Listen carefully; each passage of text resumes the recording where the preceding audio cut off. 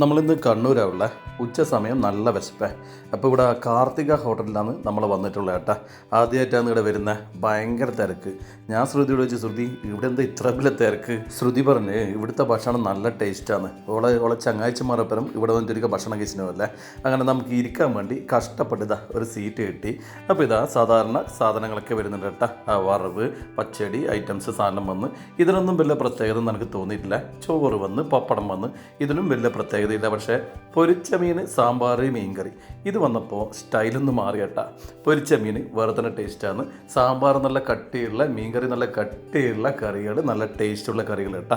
അപ്പോൾ തിന്ന് നോക്കിയപ്പോൾ എനിക്ക് പിടുത്തം കിട്ടിയ ഇവിടെ എന്തുകൊണ്ടാണ് തിരക്കുന്നത്. ഭക്ഷണം അടിപൊളി. പിന്നെ എൻ്റെ തീറ്റ ശൈലി കണ്ട എല്ലാം കൂട്ടി പെരുക്കിയിട്ട് ആദ്യം തിന്നും, അതിനുശേഷം എല്ലാം സിംഗിളായിട്ട് കഴിക്കും. ഇതാണ് സദ്യ കഴിക്കുമ്പോഴുള്ള എൻ്റെ ശീലം കേട്ടാ. ഇതുപോലെ ശീലമുള്ളവരുണ്ടെങ്കിൽ എന്തായാലും ഒന്ന് കമൻറ്റ് ചെയ്യണേ. പിന്നെ ഇതിൻ്റെ ഓണർമാർ നമ്മളെ വീഡിയോസെല്ലാം കാണുന്നത് നല്ല പരിചയമാണ്. അപ്പോൾ ഇവിടെ നമുക്ക് കൊടുക്കുന്ന സ്പെഷ്യൽ കേട്ടാ കപ്പയും ചമ്മന്തിയും പിന്നെ മാങ്ങ ഉപ്പിട്ടതും കേട്ടാ.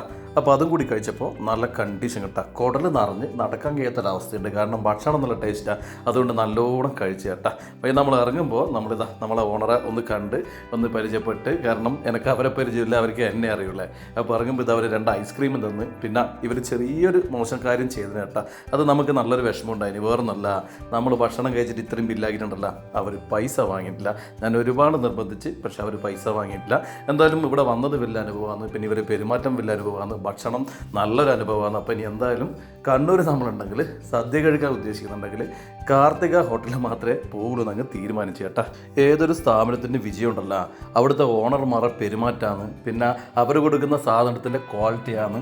അപ്പോൾ ഇവിടുത്തെ ഭക്ഷണത്തിൻ്റെ ക്വാളിറ്റി, രുചിയൊക്കെ വളരെ ടോപ്പാണ്. അതുകൊണ്ട് അവരെ ഹോട്ടലിൽ എന്നും തിരക്കുണ്ട്. ഇനി അങ്ങോട്ടും ഇതുപോലുള്ള ഇതിനെക്കാട്ടിയും വലിയ രീതിയിൽ ആവട്ടെ.